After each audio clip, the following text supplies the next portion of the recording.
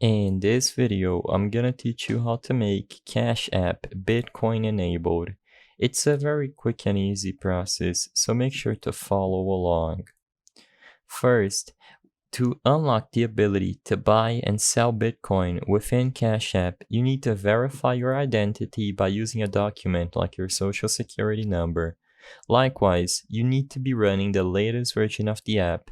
Since this is a fairly recent addition to Cash App, make sure you don't have any pending updates in order to receive this feature within your Cash App account. After you ensure that you are running the latest version of Cash App, simply go to your account page where you can see your cash, and under your cash, you should have the Bitcoin option listed. Within the Bitcoin tab, you can purchase Bitcoin, sell Bitcoin, see its price, and make automatic investment decisions based on the graph and the price of Bitcoin.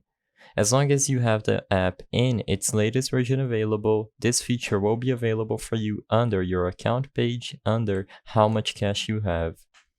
I hope I was able to help you on how to make Cash App Bitcoin enabled. If this video helped you, please be sure to leave a like and subscribe for more quick and easy tips. Thank you for watching.